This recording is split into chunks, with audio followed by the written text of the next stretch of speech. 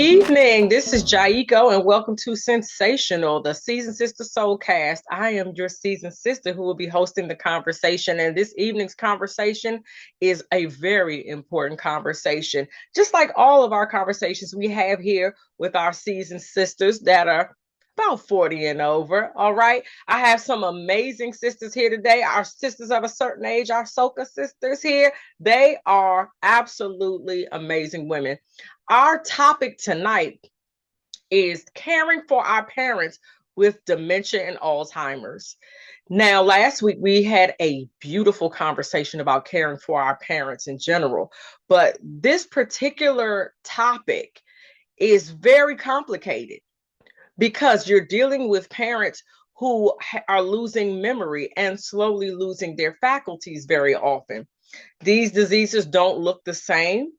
There are some similarities, but there are also some differences. And we're going to shed light on all this. And we are here to just be an encouragement, to inspire, and to inform those of you who may be dealing with this, no matter where you are, if you're in the beginning or if you're later on in the stages of caring for such parents, or if your parents have moved on and transitioned. Wherever you are in this journey, we are here to share it with you. So tune in because you will be touched by this conversation. So tonight we have a special guest. Her name is Chonita Milner. And Chonita has a very special story, just as all of our guests have. They have a special relationship with the topic. And she is just an amazing woman. And like I said before we got on, I think she can introduce herself better than I can. She is someone who has had this experience, but she is an author and an advocate. And let's hear her story from the perspective of a daughter who's doing what many of us have done. Thank you so much, Chonita, for being here. All right, author and advocate. First of all, can we be given the name of your books? And I will show the pictures.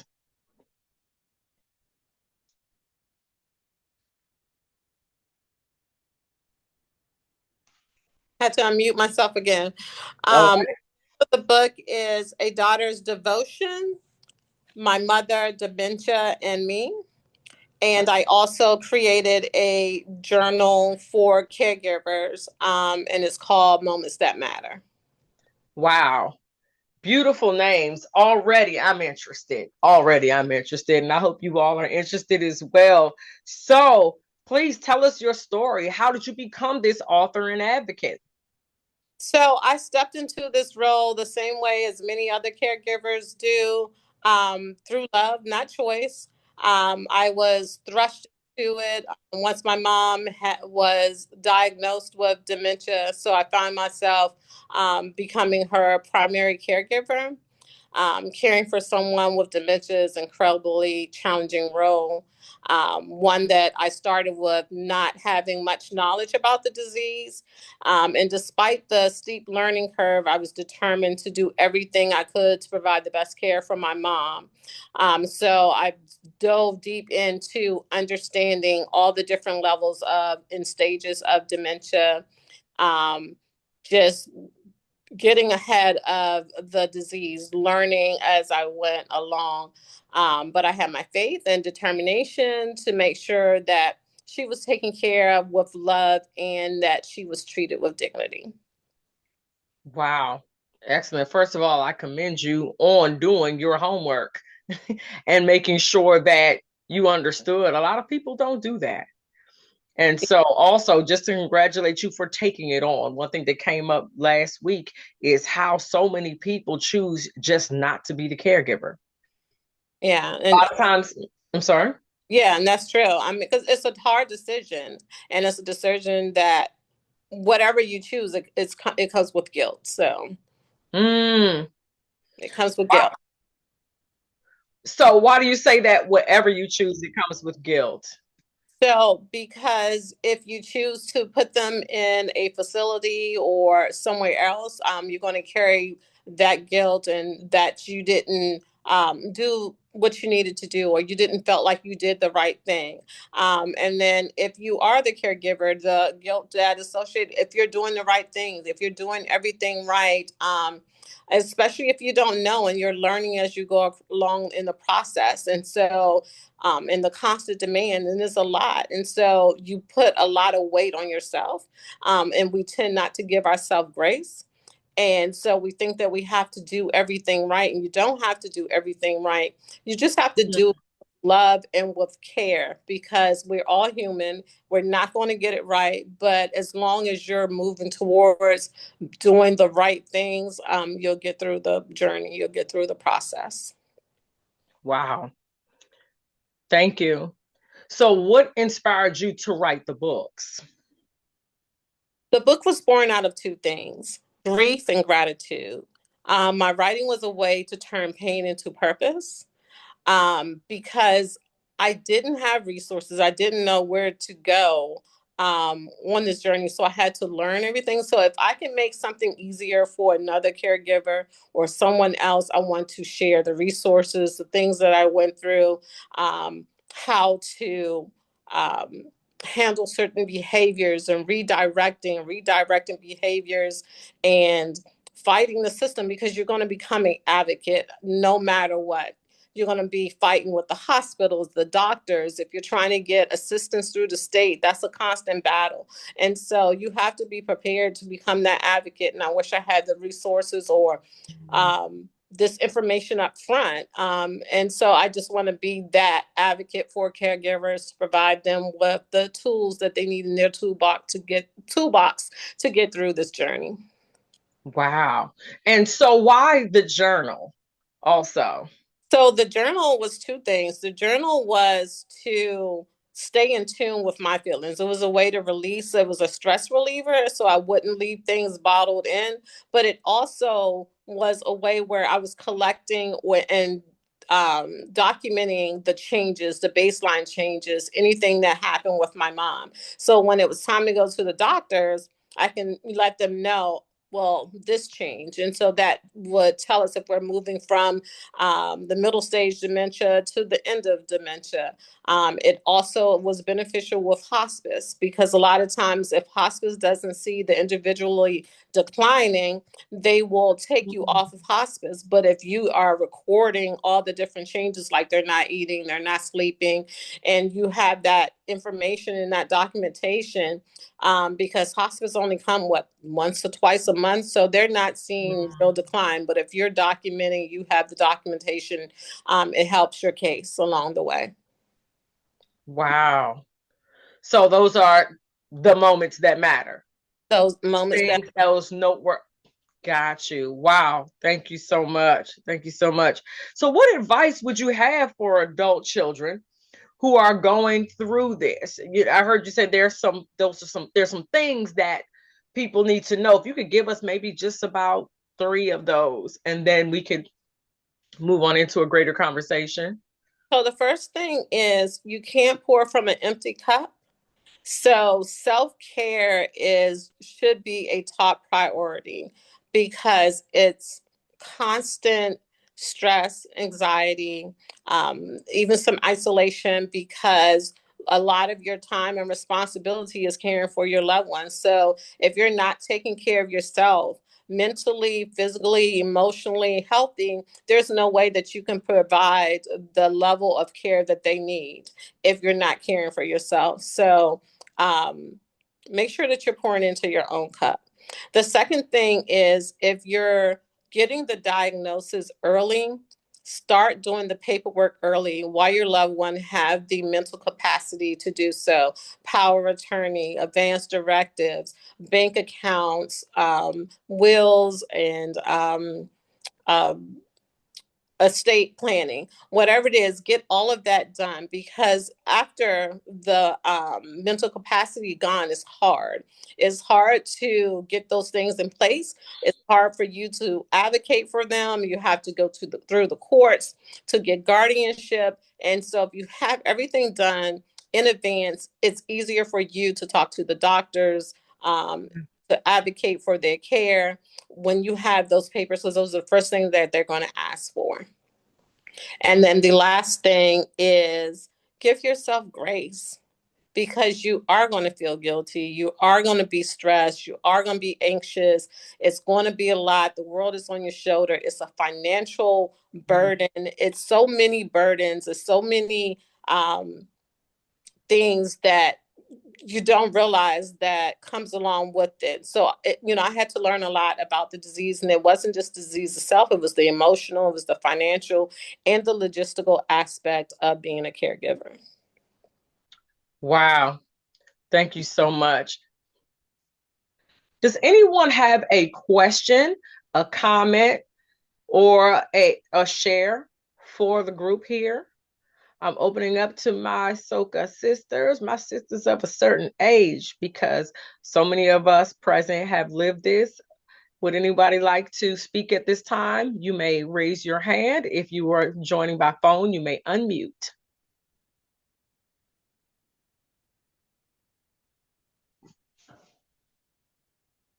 Okay. Yes, Sister Angel, Yes, good evening. unmute.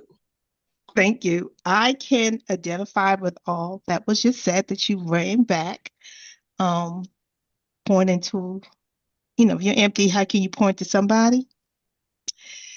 Yeah, that was me. And it's still me because I'm just going to share. I'm just getting home, literally getting off the train from being in New York City the whole weekend with my 93-year-old aunt, who's my mom's older sister, who's also now suffering from dementia.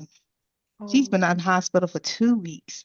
And tag, I'm it, caregiver from a long distance. She has no children. Husband is deceased. And I always knew, being the oldest niece and the oldest grandchild and the oldest whatever in the family, that I was going to be tasked. And she had always said that I was going to be the one that she wants me to take care of her when the time comes. It's hard because my mom hasn't been gone. It'll be a year on the 26th of this month. Jesus. A year. Ever since my mom left, I have been the go-to for everybody in this family. Mm. And I'm tired. Yes. I'm tired. I don't know how to say no because my mother never said no. Mm. I feel myself walking in her footsteps and being her all over again for this family. I have nobody to pour into me in my family. Let me just say, from family's aspect, I don't have anybody to pour into me. But I have sorority sisters. I have friends. I have church family, my extended family, the Caldwell family, all of them. They pour into me and help me. And I'm just going to give back to somebody else who's going through this, who's don't know where to turn and how to navigate this, because this was new for me. I had to learn it the hard way. But now I know what to do and what not to do.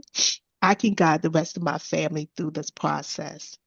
And I just thank God for this platform. I'm still in grief counseling, Yeah. you Yeah. know, but I just want to thank God for this platform. So Wow. to my sister Jaiko, who I've been knowing ever since she was in the womb, I helped raise her. I just want to say thank you from the bottom of my heart. And thank you. And so everybody can be clear, your mother also had Mama had Alzheimer's and double dementia. She had vascular and Lewy body. Lewy body dementia is the most deadliest dementia there is underneath Alzheimer's. It will take you out very quickly. And I took care of my mom for 10 years. She lived with me. So that part about making sure that you have everything in order, that is so true. That is so true. My mother was the one who spearheaded. She said to me, Sia, something is wrong. I don't know what it is, and I don't know how Mm. long I have, but I need to get everything done. And I need you to organize this within 1 week. I had 1 week. Wow. Got all the paperwork done. Thank God I had a girlfriend who's an attorney who gave me all the paperwork. Got all the paperwork done. Got everybody who she wanted to be here to witness. Got it done. Got it notarized. The power of attorney, the financial power of attorney, her medical directive, her will, everything that she can remember and think of that needs to be done, I did within 1 week. Wow. God is my witness. The following week, my mother did not remember anything. Her short term memory was gone, just like that. In 1 week, My God. not 2 weeks later, a month later, in that 1 week.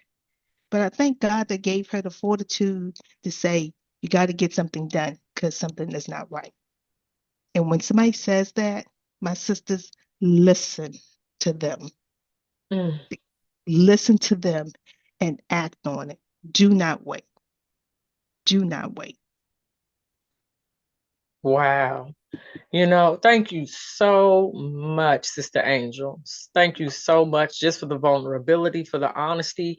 And you say it's so many things that are important. Of course, it's all important because it's your story and it's your heart, but you're naming that there are different types of dementia. And a lot of people don't understand that, and that they may show up differently. They may just be saying, my parents have dementia, and they may not have the wherewithal as you or Chonita to really do the homework and to understand it. And so thank you for really sharing that. And I trust that everyone is really hearing her. Listen to people. And I mean, let's count that blessing that your mother had the wherewithal to come to you and say, let's get this in order. And even how God blessed you to get that done in a week. I mean, we're just grateful for the what people call a small blessing. I consider a blessing, but let's just be grateful for that, and that you were able to put things together. And we will definitely be praying for you and lifting you up, because 10 years of caregiving and then not even a year to grieve, and now caregiving again from a distance. Yeah, we encourage you to keep that cup filled, my dear. That's a lot, because you still have a life to live of your own. So, yeah, we're not going to see you in a position where you're breaking down. Just keeping it real. We're not going to see that. So, we are definitely going to keep you encouraged, and we all keep each other accountable. Hey, look, are you filling your cup? What can I do? Hey, look, do we just need to have a girls' night? Look, whatever. Are we getting massages? Are we having a prayer meeting? Because we have to keep each other strong. These things are heavy. Thank you so much. So I'm going to bring up Lady B, who has been raising her hand patiently as well. Let's go. Thank you so much for being here, Lady B. You are more than welcome, Jiiko.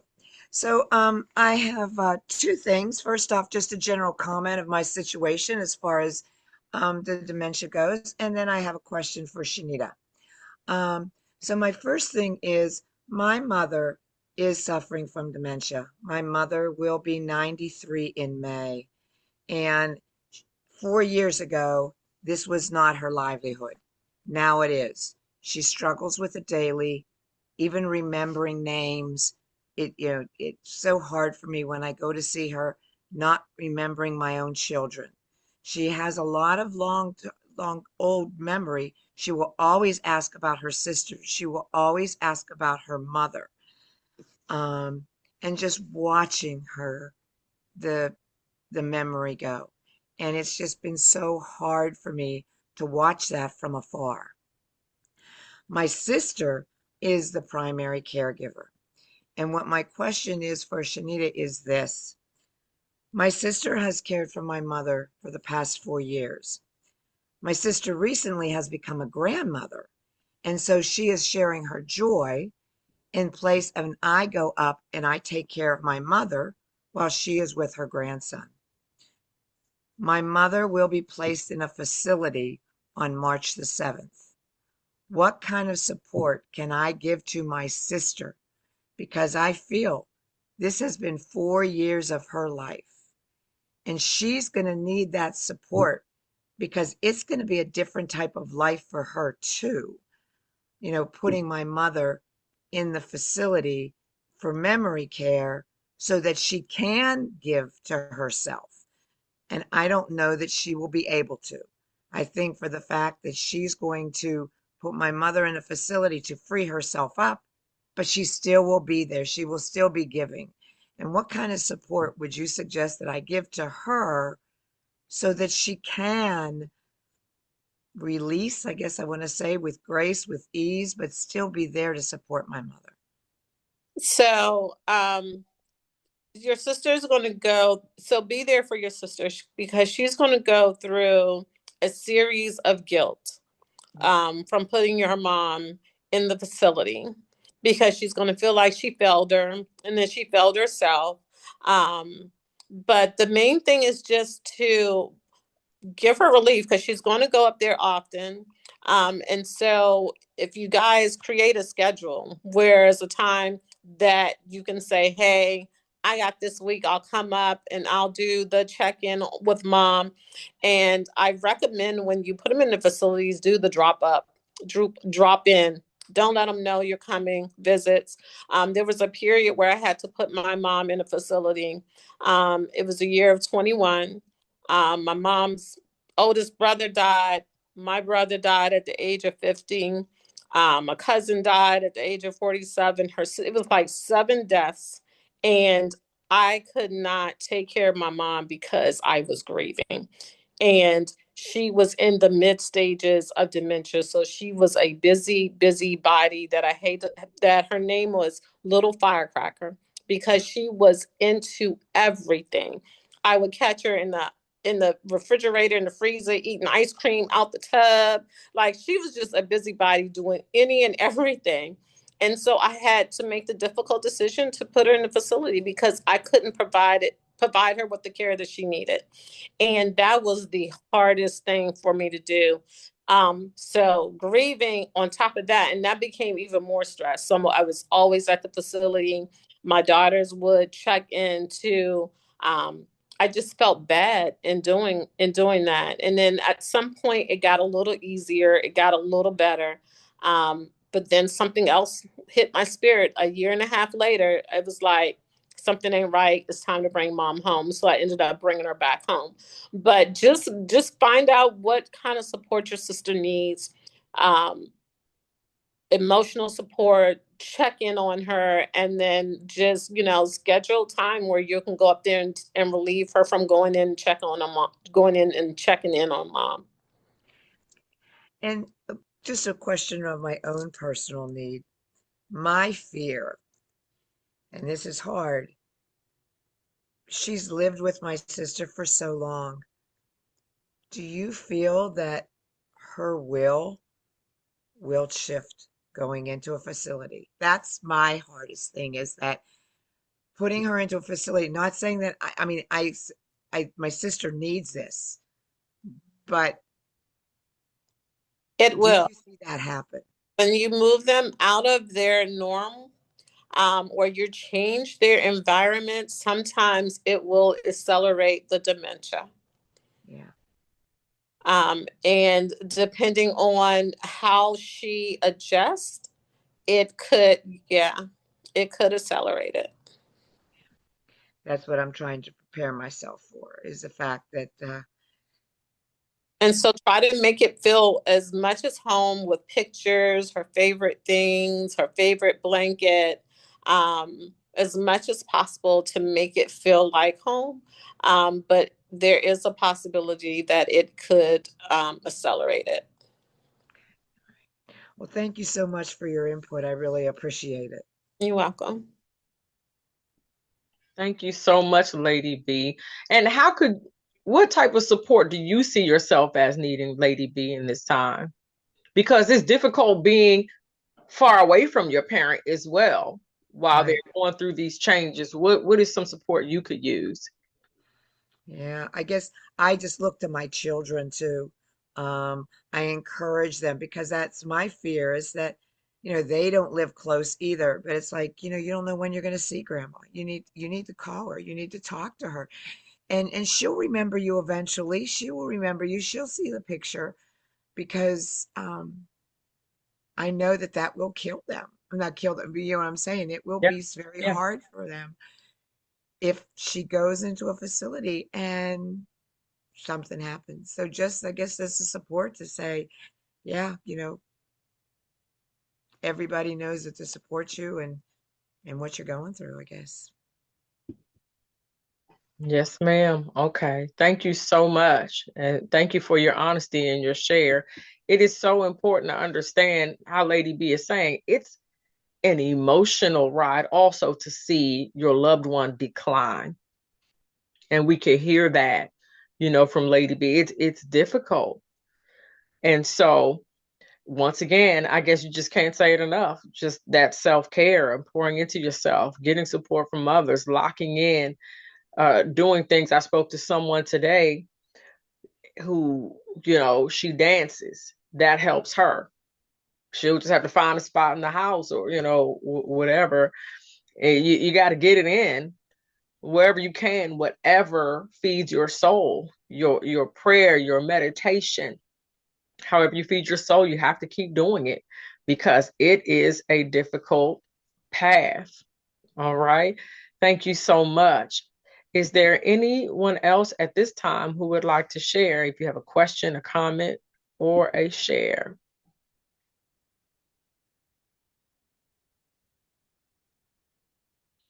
All right.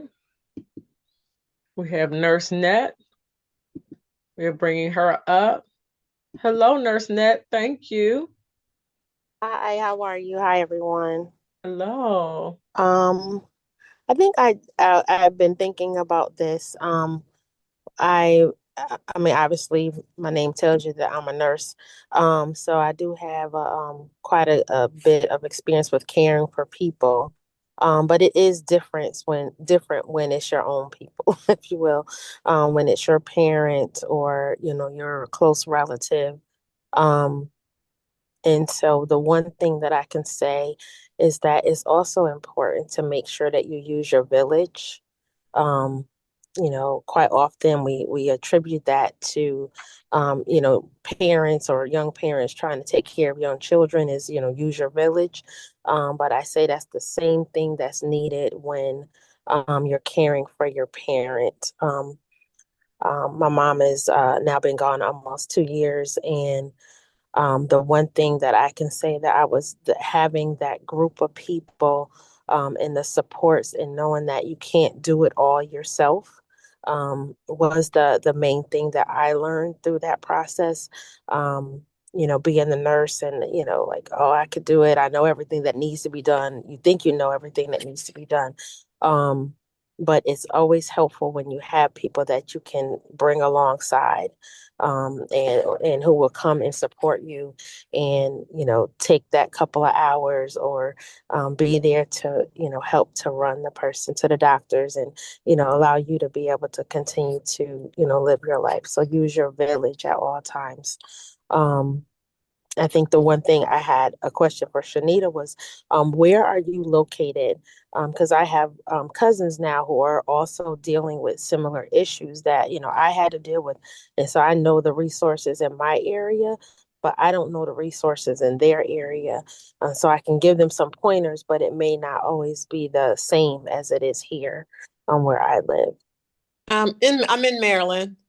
Oh, that's perfect because that's exactly where my cousin is. Okay. Yes, I will be willing to help them, especially if they're trying to get assistance through the state, which is another uh, crazy process to go through. And it feels like the resources that the state have, it's like they want you to give up. So it's like roadblock, and so you have to like put your armor on, be ready to fight for your loved ones. Like you have to be that advocate because um they are not going to make it easy. Mm-mm. Okay. Wow. Thank you. Thank you. Wow. That's another part. We also heard from Sister Angel. She was like, Good thing I have a friend that's a lawyer. Like, this is how heavy it is. And I can see what you're saying, Chonita. Like, you can quit. You already have the emotional drain, you already have the guilt, you're already spent, because these aren't children, these are adults, these are people who raised you, that you are now really caring for, and they may not always be going for it. Right. Like you said, they may not always be cooperating. So you're dealing with that. And here we are now. I have to fight the state. I have forms, I have calls, and I have websites. And I'm one of those people. If there's too much on the website, I'm done. I'm like, I'm checking out. I need to get somebody on the phone, but it is very difficult to do so many things. So I can only imagine that level of frustration on top of everything else. But that is so powerful. Use your village. A lot of times we just take things on, and we're just not saying, hey, this is a lot. This is a lot. Somebody help. And not necessarily saying it's anything bad, like pride or whatever. Hey, look, I'm just trying to be the great daughter. And I'm just so busy doing that I'm not thinking about the fact that, hey, maybe somebody would be willing to go get some groceries for me, or show me how to do Amazon Fresh, or just the little thing, or sit with me. Just sit with me for a while. Sometimes it's just the smallest thing. And one other note that we heard when Lady B was still up was that sometimes when it comes time to go to a facility, it's just safety. It's just safety. There is that possibility that they're going to decline. But, once you've done all you could, you've used your community and things like that, safety may just say, for everybody, Right. may just say, we have to move to this next level. Thank you so much, Nurse Net. So, I mean, that's a nurse talking. So if it can get difficult for her and these other smart ladies that are here, it's going to be difficult for anyone. So please don't feel bad, anybody out there, if it just feels so doggone tough. All right, sister girl, you are up. Good evening, ladies. Good evening, Chonita. Hello. The question that I do have is because you can stand on the outside, and what you all have said today, it is very helpful. But I do know, even from a person who has stood outside of it, and has seen that it is overwhelming. And you wonder what it is that I can do. You all have said some great things, just just sit with me, help me with the groceries. What were the things? I guess my question is this: what were the things that if you were to tell somebody just to do without even feeling like you're being asked to do it, but if something were to come in somebody's mind, what would the things be that you would say just to kind of do? I mean, I know everybody is different, and they want their privacy and different things like that. What would be the thing that would and Shanita, along with you answering, maybe the sister Angel might be able to answer too, as you can still hear the pain. And because I am familiar with Shanita, even from a distance, even without being just completely engaged, because I am close with her dad, just hearing what she would go through as I would ask, about her and how she was doing, what would be those things that you would say, just do this, just say that, don't say this because that's dumb. So what would those things be that you would encourage folks to do or to say or not to say? So for me, the not to say what would be the empty, let me know if you need something. Let me know how I can help you.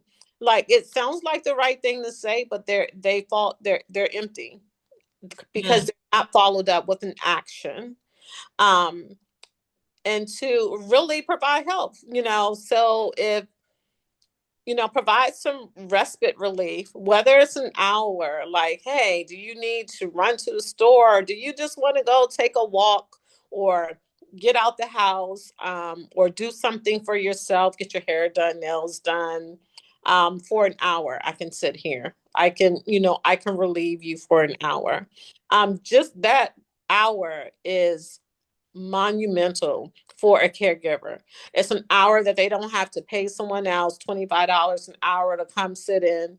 Um, and it would be really appreciated. Just genuine help.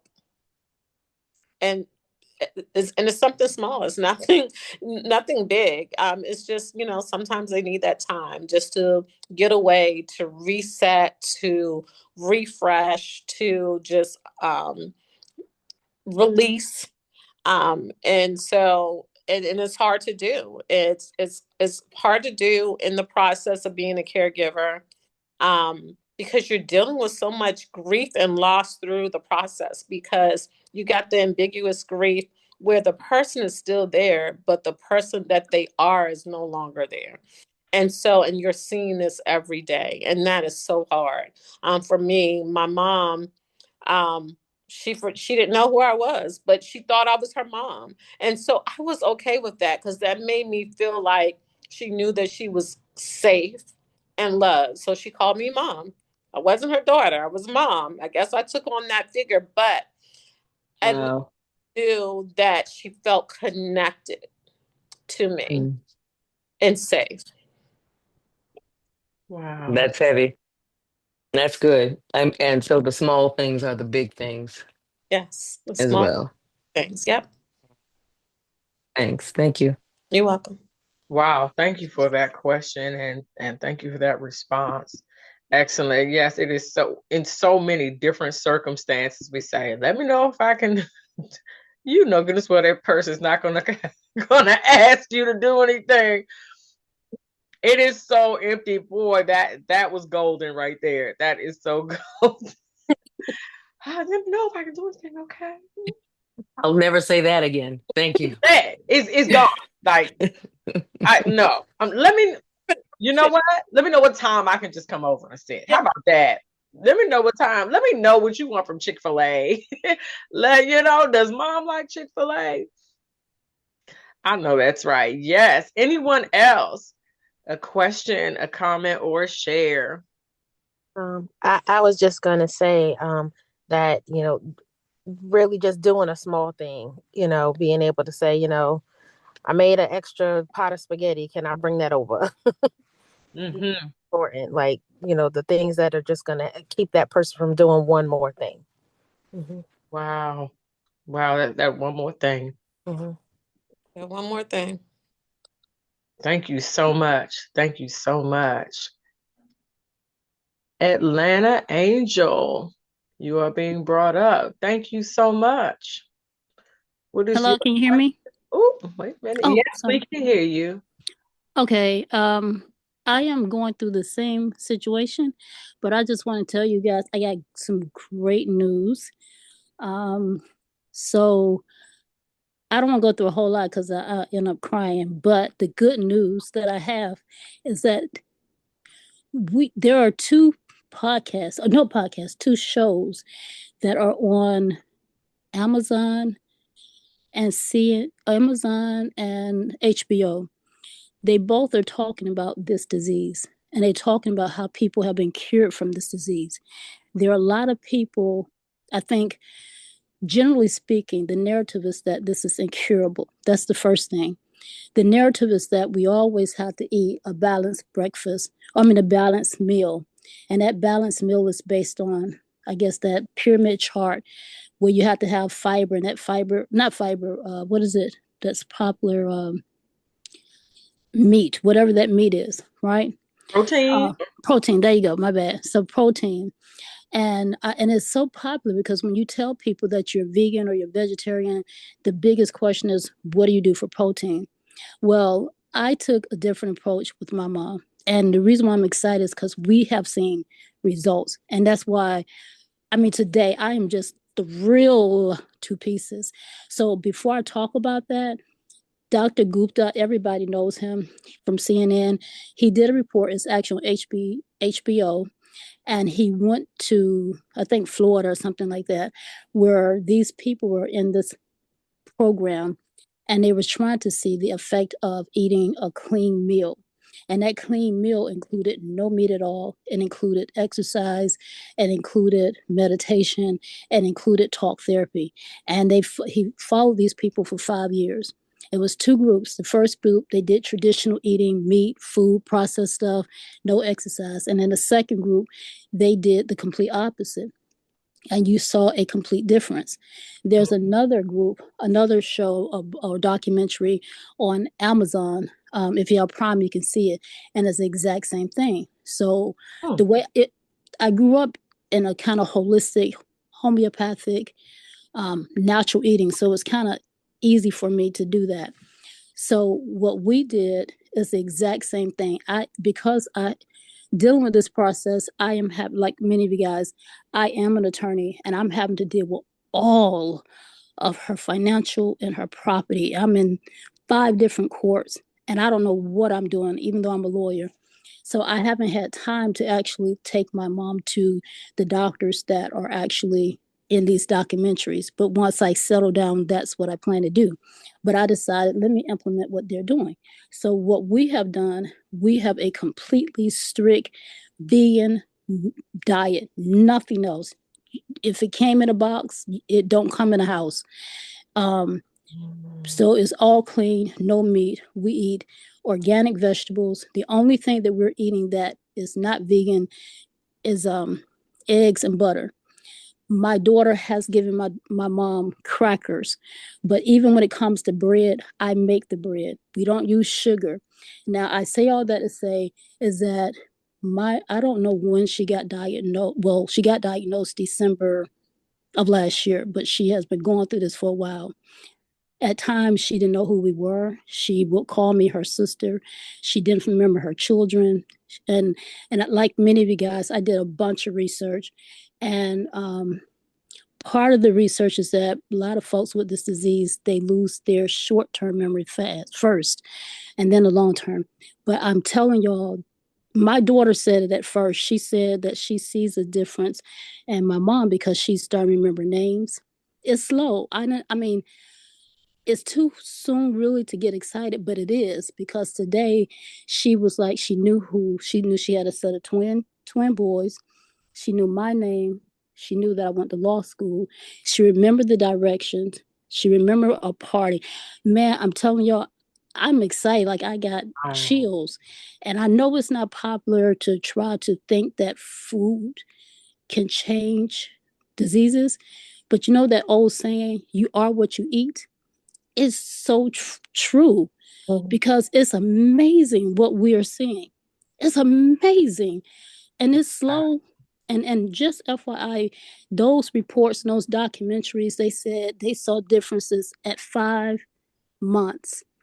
We've been doing this since January 26th, because my mom got injured.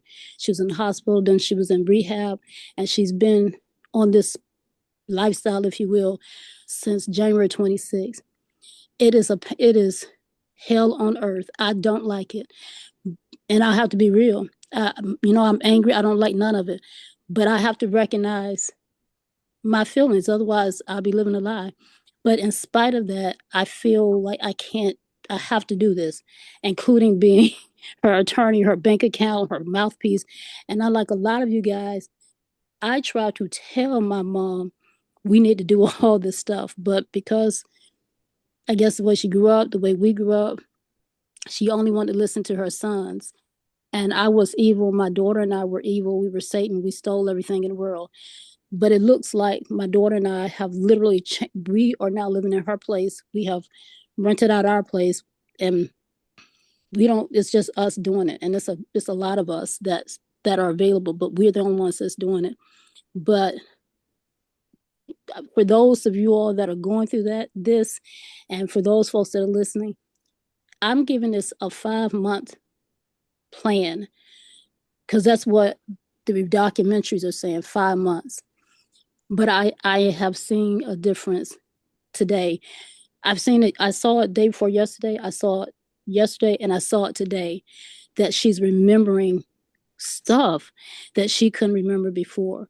Now she still go back and forth, but the fact that she's knowing this, I mean, it's just different. You know what I mean?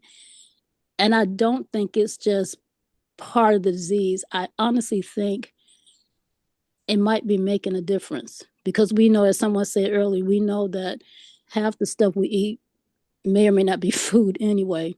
But it's if nothing else, it's worth looking at. You know what I mean? Don't take my word for it. Look at the documentaries on HBO and on Prime, and they have testimonies of people who have been living this lifestyle, and they were diagnosed with dementia. So that's what I want to share. Yeah. That's fantastic. And we were talking before we started recording, like, why does it seem like this disease is just so widespread now? I just didn't remember years ago it being so common. I mean, it happened. Yeah. But I just don't remember it being so common. And someone said they believed it was what was the atmosphere, which I wouldn't doubt. Yeah. Now you're bringing up the food. Yeah. And if doing this could cure or even slow the progression, or even give that parent more lucid moments, like how special, how powerful is that? So I think it's worth trying, because this if processed food is nothing but inflammation and putting mucus and all this stuff in our bodies. And it's just, I wouldn't be surprised. Now, who am I? Well, I'm not a doctor. We got a nurse on here, but one of the things they say is that this disease is diabetes of the brain. That's what they said. I've heard that. And so I know not tons, but I know a few people that had diabetes, and because they changed their lifestyle, they are no longer diabetic. And if you look at that thought problem, if you look at it that way, one could say the same thing. But I'm just saying, like, I don't know. I mean, I really kind of feel like it's too soon to say, but I also know what I am seeing in real time. I am just so psyched, but it's just here and there. And again, if nothing else, just try it. Just try it. And quite frankly, if you're eating meat or any food that you don't know where it really came from, especially meat, I don't see the harm in trying to eat more clean, because it can only do better. But yeah, I mean, just look at those documentaries and try it, because I am seeing it and firsthand. It's amazing. Wow. That's fantastic. It's good to, you hear these things, but it's good to hear somebody saying, no, I'm really seeing this. And, your daughter seeing it, you seeing it. Yeah. That's promising. That's promising. Yeah. Even like you said, it may take a lot of prep.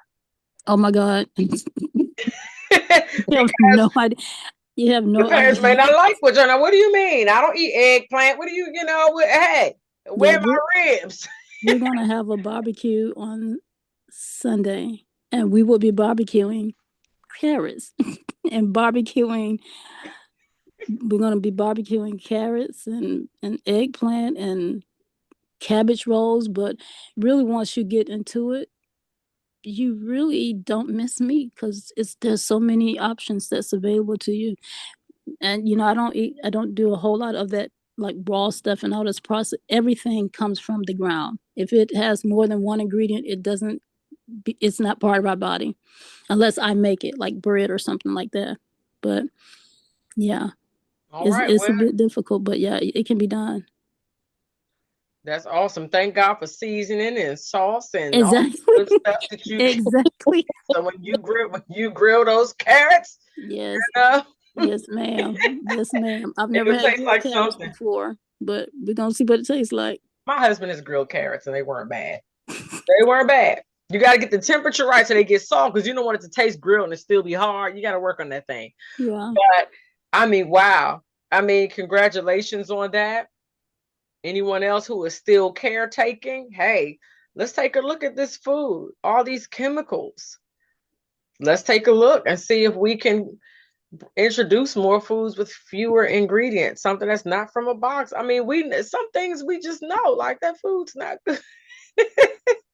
Wow, congratulations. Thank you so much, Atlanta Angel. All right. Will there be anyone else? A question, a comment, a share. We have online, we have Songbird, we have Living Golden. Anyone else who would like to have a moment? We still have Yaya. Who is that? Oh, here comes Sister Girl. This is that girl. Sister Girl is on fire. Okay.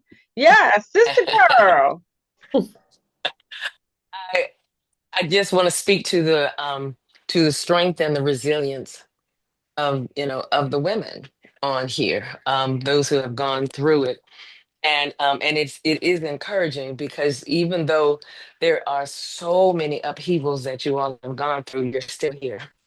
You made it and you're working. And Shanita, she has her book and her journal, and it is, sometimes we wonder, come on, God, why am I going through all of this? What in the world is going on? Or God, I can't, you can't put anything else on me. I can't take it anymore. But out of the I have um um just kind of a little thing that I put out. I'm not even gonna call it a little thing, and it's called Beauty for Ashes. And it's just encouragement because there's so many things that, as we look at your situations, and it's like, Lord, my life is just burning down. It has fallen completely apart. But in the midst of all of that, he brings something beautiful out of it so that other people will be helped. And so, but why have I gone through it? There's still no great answers, but from it, how much we learn, how much we can give back to other people, the compassion that we learn, the books that we write, some people start organizations. Shanita is an advocate.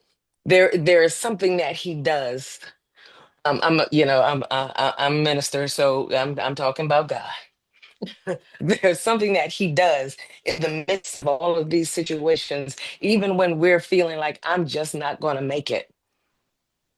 But still, he lets you know, oh no, I got you. I know you feel like you're falling apart, but I got you, even in the midst of it, even through the hurt and the tears. But nevertheless, you know, you rise again. And so I'm grateful to hear, even even in the times when the voices are cracking and quaking, there's still strength in the middle of it. So I'm just encouraging everyone just to keep on pushing, and also for the rest of us who aren't in the situation at the time, because you know what the old folks say, live long enough, you're gonna go through something. That's But right. just how to learn how to help one another, to assist. And so I think it's good to hear how to help, how to assist, what to do, what not to say, but how to love each other in the midst of it and encourage one another. So I'm blessed by your strength. Yes, truly. Amen. Thank you, Sister Girl. Truly, this is some strength. And you can't tell me that God's not going to bless you for taking care of your parents. You can't convince me of that one at all. We are all going to, if things follow the natural order of nature, we are going to lose our parents. And we are all going to hurt over that. But to know that you provided your parents comfort, to know that you returned to them the love and care that they gave to you, or if they didn't give it to you, but you still showed up to give them that care and that love, you're going to rest better. You're going to rest And better and you're going to be blessed. You look, and are. isn't that the first commandment with a condition? Honor thy mother and thy father, that thy days shall be long.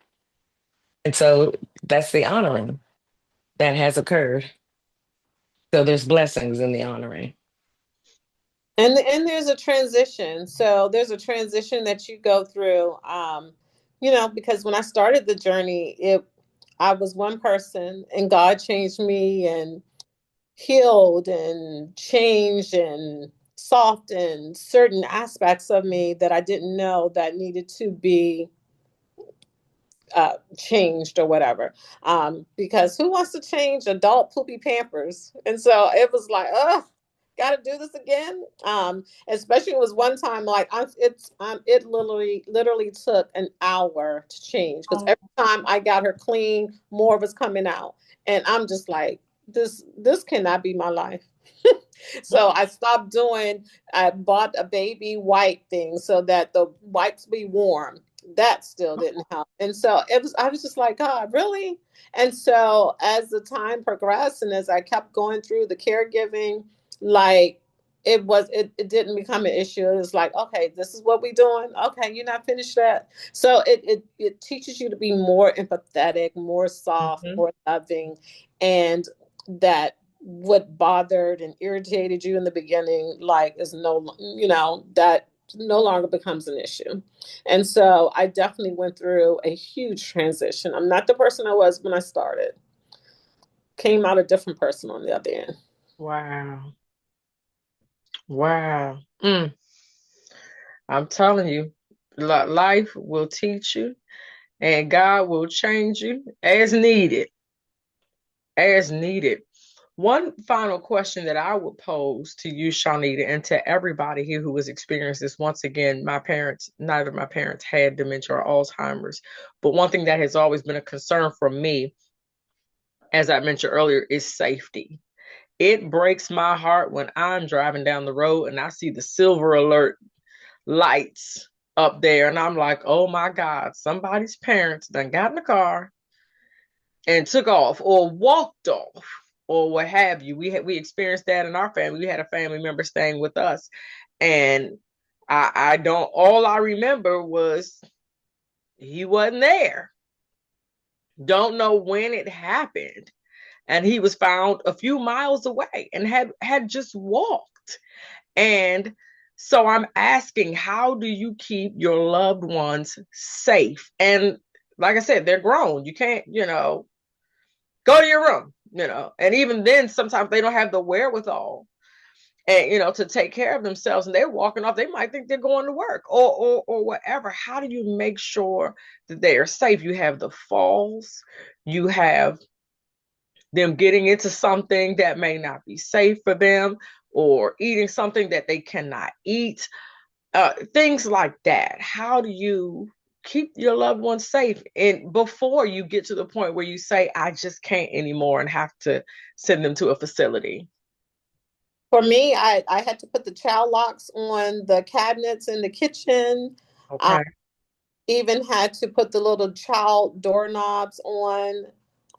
Didn't really have to worry about her wandering and leaving the house because she didn't drive. So someone had to pick her up. So if no one was picking her up, she wasn't leaving. But something I suggest to friends that are experiencing this, put an air tag in their purse, in their Mm. coat, in their jacket, something that you can track them, because they may not wear the bracelets and stuff like that. But if you put some kind of tracker on them, if they still drive, hide the keys, put a tracker in the car.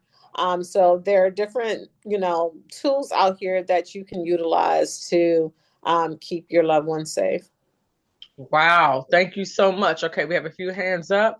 Let's shoot over here to Yaya, from whom we have not yet heard. Hello, Yaya.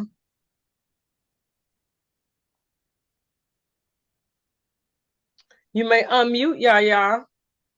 Lessons. I when you talked about, I know my dad wandered off, and he really didn't realize that he was visiting family in another state, and he wandered thinking he was going to Dunkin' Donuts, something he liked to do in the morning, and go get him a little muffin or whatever it was, and he got tired and he just sat down on the side of the road and he didn't know where he was.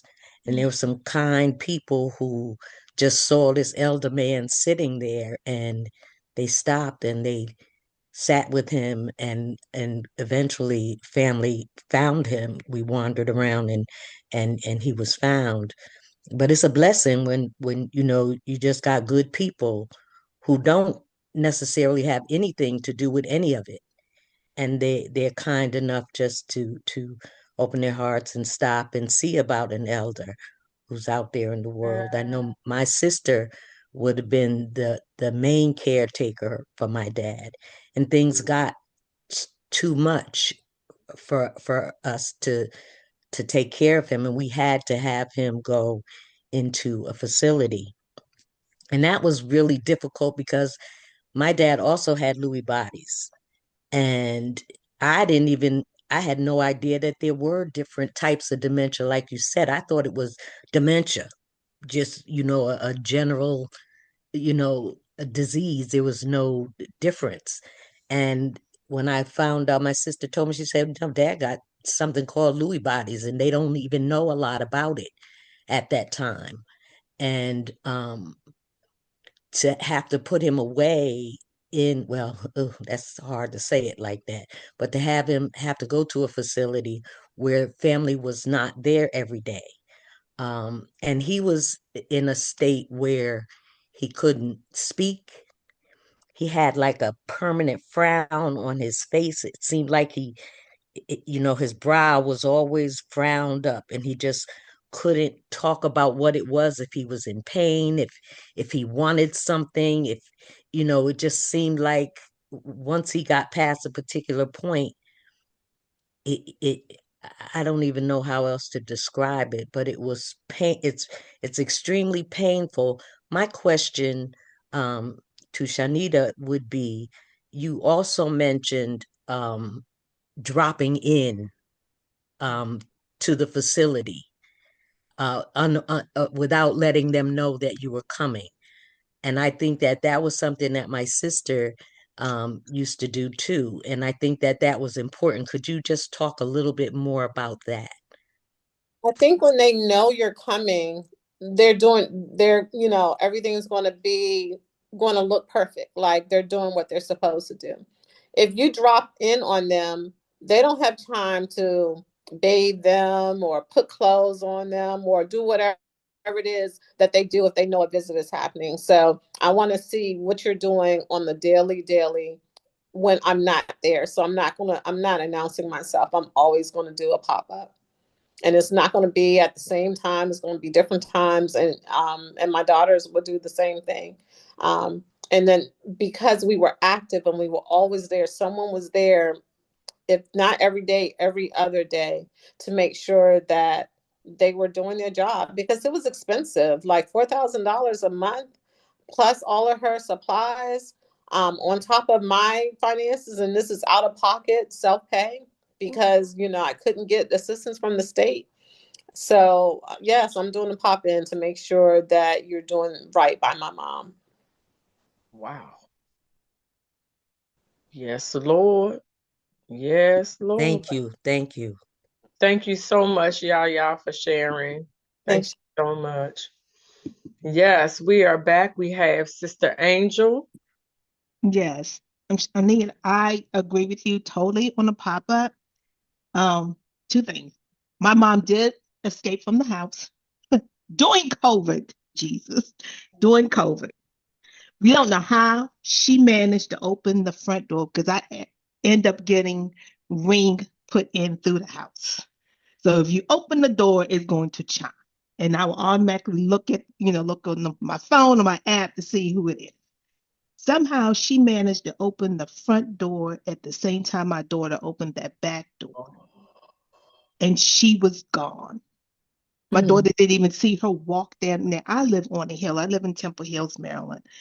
I live on a hill, up a hill, down a hill. She walked from Middleton Lane, Thurgood Marshall, up here by Thurgood Marshall Middle School, all the way to the McDonald's on Allentown Road.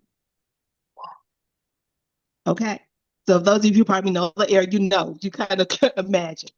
Didn't know she was gone. My daughter said, Mom, where's grandma? I said, she's not in her room. She said, no. I said, was she in the bathroom? She said, no. I said, was she's in the main bathroom? She said, no. Mind you now, this is 30 minutes later. Mm. 30 minutes later, she was gone. We started panicking. We looked all up and down, called the church member who lived close by. She got in her car. She went riding. By then, I'm panicking, crying, Lord, what is going on? So I just called 911. And there goes the silver alert. Gave them a picture of her description and everything. But what did she have? I said, this is what she had on. But my mother had a habit of changing her clothes. This was like early on. So she would change her clothes. She would have on like 3 or 4 shirts. And then she told me it's hot. I guess you are hot. You got over like 3 or 4 shirts on. Praise. John, you know your auntie. So, but she left. And all I could just think and just pray, like, Lord, please let her be okay. I just cannot. I just can't fathom her being out here in COVID, coming back home. She probably got COVID, got in quarantine. I mean, all kinds of crazy stuff. But God is good. They found her, helicopters going up. They found her at McDonald's. She, police pulled up and said, are you Miss Francis? And she remembered, that's the only thing she remembered was her name. And she said, yes. They said, your family's looking for you. I don't know why. They knew that I went for a walk up here to McDonald's. I come up here every day. No, you don't. You don't. But they brought her back. And I'm like, this is it. I had to end up putting a tag, an air tag on her too, because it's like you were gone for an hour, 30 minutes to 45 minutes. We didn't even know you had left the house because the bell chimed Mm. didn't go. So we just kept the doors locked. And when she moved, I moved. Whenever the camera moved, we kept the alarm on. So if she was moving in the house, we can see where she is and where she, and all that. So it just safety, it is the hardest thing. And popping up at facilities, my mom never went into a facility. I promised her that I would keep her home till the day she passed, and that's what I did. And again, I couldn't get assistance from the state either. We had to go through her insurance to get a whole lot of stuff. But well, I did put her in respite when I felt it was too much for me and it was getting too much for everybody in the house, that we needed to get a break. Put her in respite. Her first experience wasn't bad. It was good. Sent her back to the same facility. And we went every single day. Never knew when we were coming. But this particular day, I went, and it had been like every bit about 4 o'clock in the afternoon. She hadn't. No one has been in there to bathe her or change her. She was in feces. Don't know how long she was in feces. And that didn't sit well with me at all. Spoke to the nurse online who was there. I wanted to speak to the manager. I just went down the whole line. I'm like, guys, I trusted you. Brought her here before. She had a wonderful experience and everything. Brought her back, for another time. And this is what we get. I just went through the whole thing. And they didn't charge me. They didn't charge her insurance because they were wrong. And that was the last time I ever did respite care with her. We did respite care at home. Somebody would tag in and stay a weekend while somebody else, while I tap out. That's how we end up doing it. But it is important to show up because when you're not there, you don't know what they're doing. But when they don't know when you're coming, they're going to be on it. So please show up. Woo. So the safety piece does not stop at home, ladies and gentlemen. Obviously, you have to check in. Thank you so much, Sister Angel. And I'm hearing, just like Angel in Atlanta, your daughters are there. They moved in the house. It is definitely a team effort. Your respite. We're hearing child locks. We're hearing cameras. And just another side note, those people who want to say, let me know if you can do it, don't even ask. Just give them some money. Just put some money in their hands. I done heard 4,000. I heard cameras. And so I'm sitting here. I'm like, dollars, dollar signs. Dollar signs. Who's that? I know it's a song. All I see is signs. All I see is dollar signs. That's where I was. I'm like, this is a lot of money. This is an investment. So just push in. If you know of someone who is a caregiver, especially with someone with Alzheimer's or dementia, push in. I don't care if it's a Home Depot gift card for that Ring camera or something. People want to be funny about money. Don't make them ask you. Just give some money. Angel in Atlanta, you had your hand up. Would you like to say something before we close? I know we're a little bit over, but I don't want to stop anybody from having their opportunity. No, it was already stated. And what was that? How to keep them safe. Someone had actually said it. Okay. Okay. Thank you. Thank you. And thank you, everybody, for being here. God bless you for being that caretaker, for being that person who took up that task. Just know that you're doing the best you can, and that's all that can be expected. You're being a blessing. You are going to be blessed. You're going to be strengthened. Continue. Fill your cup. Pull on your village, and you may have to pull sometimes. Don't feel like, oh, I don't want to bother anybody. No, reach out for help. Reach out for help. We're hearing about the difficulties with the state, but we also heard try to have those conversations as early as possible. And some parents may not be willing, but do the best you can to get as much information as you can while your parents or loved ones are lucid and able to help to give some answers about insurance policies, whatever. Okay. So please, please, please reach out, get help, and be strengthened. We heard from Sister Girl, and I'll tell you all day, God can do anything. He can get you through anything. Yes, Angel, I'm sorry, in Atlanta, your hand went back up.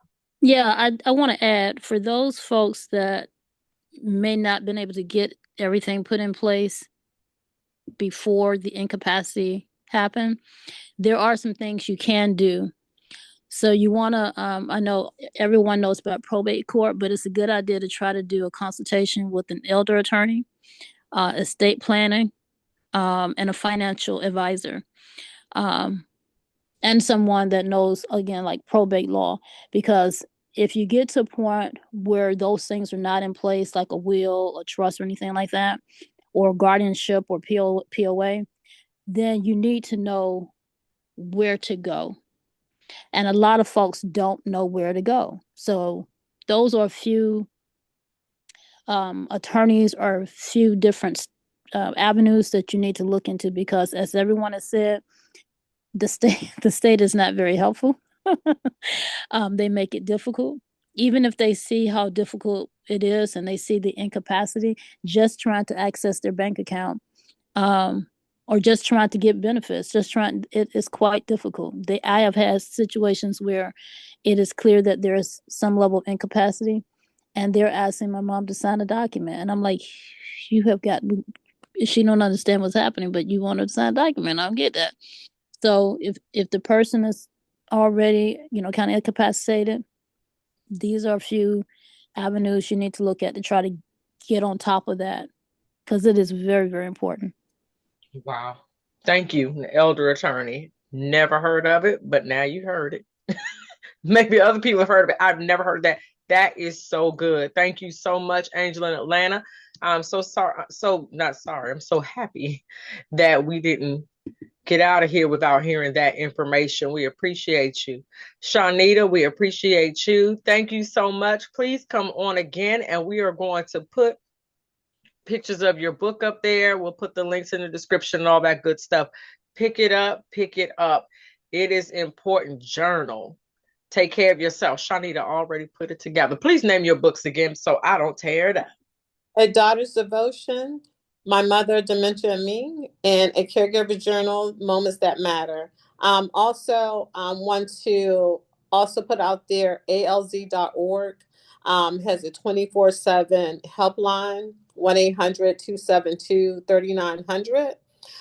They offer free services and support for anyone living with dementia, their family members, caregivers. They provide local resources, crisis assistance, emotional support. They can help you find providers, housing option, respite care, assistance on how to respond to dementia-related behaviors. So whatever it is that you may need, give them a call if you're unable to find, if you find yourself hitting roadblocks or unable to find resources that you need, they're a good place to start. Fantastic. Thank you so much for that. Wow. Whew. This has been a lot and so helpful. Bless all of you beautiful, strong, amazing women. Go in grace. Continue to give yourself grace. Continue to receive God's grace as you do the work of the Lord, because that's what you're doing. All right. Thank you so much for joining us. All who have viewed, please comment, like, and share. Give this to somebody who is experiencing this. There are so many people out there who need to hear this. So please share this content. All right. Until next time.